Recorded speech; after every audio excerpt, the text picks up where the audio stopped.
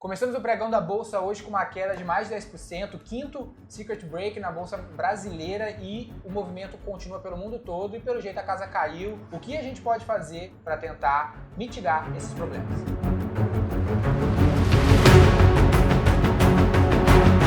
É importante reforçar ainda, que além dessas questões que o Denner trouxe, em muitas das matérias que circulam por aí, vocês vão perceber uma forte ligação dos acontecimentos que a gente vem tendo, como crise econômica sendo divulgada em uma série de veículos, sobre circuit breaker na B3, como ele já comentou, uma forte relação disso com o coronavírus. Aí a gente quer trazer um pouco dessa pauta para entender se de fato existe essa conexão, se de fato ele é o que causou tudo isso, ou se de repente a situação econômica ela já era um pouco mais sensível e ele só desencadeou, só era a faísca que faltava. O grande problema da parada do coronavírus é que se a gente agir normalmente, pode evitar esse problema econômico que está começando a se construir. Então a gente pode não sair nas ruas, evitar as interações sociais e causar um problema econômico por causa da falta de consumo, mas reduzir o tempo que o vírus vai estar presente na sociedade, o impacto que ele vai trazer. E ao mesmo tempo, toda a economia já está frágil, né? O Fed anunciou, acho que na sexta-feira, uma redução ali dos juros nos Estados Unidos praticamente zero,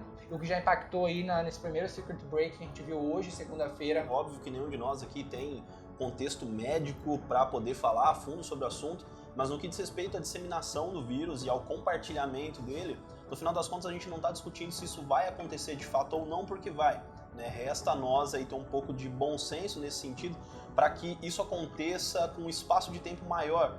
Se vocês forem analisar aí alguns gráficos, mostra que em países que tiveram um período de contaminação maior, a capacidade do país de lidar com os efeitos foi muito melhor. Você tem mais tempo para lidar e, teoricamente, a saúde pública, enfim, os hospitais que estão lidando com isso, eles têm capacidade de lidar com essa rotatividade das pessoas. Que além dos impactos que a própria epidemia está causando, isso ainda é uma agulha numa bolha já existente. A própria redução dos juros, ou a injeção lá de quase 1 trilhão que o Fed deixou disponível, acabou não sendo utilizado, já mostra um pouco de despreparo do que está sendo feito, de como os bancos centrais estão tentando lidar com a economia, manipular os indicadores. A gente vai ter vários problemas juntos. O que a gente vai viver aqui? Provavelmente no mínimo 3 meses de problemas, a 1 ano inteiro de problemas, porque aquilo que a gente não tem como controlar, que é essas questões globais, a gente nos cabe se concentrar naquilo que a gente tem controle. E essa, na nossa percepção, já é uma crise que ela já está instaurada. Então, no final das contas, a gente não está falando se vai ter que lidar com ela ou não, mas de que forma que a gente vai fazer isso. Exato. Essa crise é uma consequência de intervenções governamentais que aconteceram ao longo dos últimos anos, de bolha em bolha, tá? Isso está desencadeando agora. E aí, para o nosso público, a gente majoritariamente fala com empresários que têm seus próprios negócios, é aceitar, é entender de qual forma o teu negócio ele pode sobreviver a isso, entender de qual forma você pode manter ele operando nos próximos meses, que a tendência é que isso tenha reflexos aí nos negócios de todo mundo. E lembrando que isso é cíclico, cedo ou tarde isso acontece novamente. Tem um TED do Bill Gates que ele prevê isso, ele fala que isso vai acontecer cedo ou tarde, ele fala um prejuízo de $1 trilhão. Ele sabe que o Bill Gates é bom de prever as coisas, então vale a pena vocês darem uma conferida nesse TED. E uma das coisas que eu avalio agora, assim, para os modelos de negócio. Modelos de negócio que não tem receita recorrente, por exemplo, a V4, a gente trabalha muito com contratos. Então a gente tem receita recorrente, a gente sabe quanto a gente vai faturar amanhã, no próximo mês, nos próximos 6 meses. Então a gente está muito mais assegurado do que um negócio de varejo, que cruza os braços todo dia esperando o cliente entrar na porta. Esses negócios estão muito mais suscetíveis, principalmente na linha de receita. Então se o seu negócio está no negócio de receita recorrente, de contratos, de assinatura, tende a estar mais assegurado. Se você não está, cabe a você começar a pensar isso para se preparar para esses próximos balanços do mercado que cedo ou tarde eles tendem a vir. Outro negócio são os negócios que não dependem da venda física.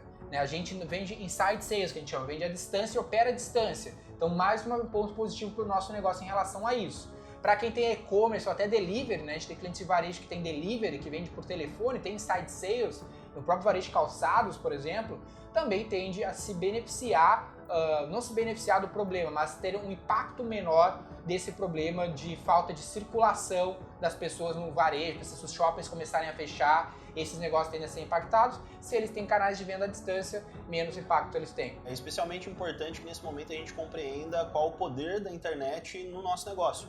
Uma vez que, trabalhando ela como um canal de aquisição, um canal de comunicação com o nosso público, a gente não necessariamente depende do contato com o PDV num primeiro momento para estabelecer esse primeiro contato. Obviamente, é necessário que esse deslocamento aconteça, o contato físico ele sempre vai ser necessário, mas a parte mais difícil normalmente é abrir as portas, e a internet ela propicia isso com muito mais facilidade, com muito mais velocidade. A gente tem que ter maior controle do nosso resultado, tentar ter o mínimo de dependência ou de impacto de fatores externos nos nossos negócios. Então coloca isso como objetivos para o teu negócio, caso você não tenha. Se você tem, comenta aqui com a gente, dá alguma dica de como você fez isso. Se você precisar de ajuda para estruturar isso, também conte conosco na V4, que a gente faz isso para mais de 350 negócios aqui no país atualmente. Outra dica importante que eu acho que é interessante nesse momento, obviamente são muitas especulações, e baseado nas especulações a gente tem algumas medidas que a gente pode tomar. Uma das especulações e medidas é crédito. A gente provavelmente vai ter problemas de crédito nos próximos meses devido à insegurança do mercado. Então, insegurança prevê inadimplência, segura a liberação de crédito. Então, talvez seja interessante, dependendo do contexto, é bem complexo, não dá para falar isso rapidamente, vale a pena você tomar crédito o mais rápido possível, porque se você demorar para tomar esse crédito, ele pode ser privado logo ali na frente. Mesmo que talvez você possa girar esse dinheiro, liquidar esse crédito rapidamente, sem comer muitos juros. O que a gente pode ver os negócios agora? Vai ter problema de caixa. Se você precisar tomar crédito e não tiver o crédito à disposição, você tem um problema para corrigir esse problema de caixa. Outra medida que eu acho que você pode tomar é a procrastinação ao máximo das suas despesas. Todo o mercado vai estar consciente de que esse é um problema. Então, quanto mais você procrastinar suas despesas, segurar elas o máximo possível para segurar a caixa, até a gente entender o time, porque é tudo um lance de time, quanto tempo esse problema vai demorar para ser solucionado, quanto mais você puder procrastinar esse cumprimento das despesas, antecipar os recebíveis, mais seguro você fica nessa questão de fluxo. E aí nessas horas que você precisa fazer essa estratificação e ter bem ali na ponta do lápis o que você precisa de fato arcar e quais os prazos que você consegue negociar junto com os seus fornecedores, e aquilo que de repente não é tão necessário assim e pode ser jogado para um segundo momento. É provável que exista uma flexibilização no mercado em relação a isso, então óbvio que não é o cenário que todo mundo quer, mas é o cenário com o qual a gente vai ter que lidar agora. Por exemplo, imposto é um negócio que dá para procrastinar. Pensa assim, quais são as despesas mais estratégicas para se manter vivo e as despesas menos estratégicas. Essas menos estratégicas tenta procrastinar ao máximo. O governo deve fazer algum tipo de incentivo relacionado a isso e a gente precisa estar atento para aproveitar essas oportunidades. Para a gente poder encerrar um pouco otimista, vamos dizer assim, eu estava vendo uma entrevista com o gestor da Alaska Black, um dos mais rentáveis do Brasil,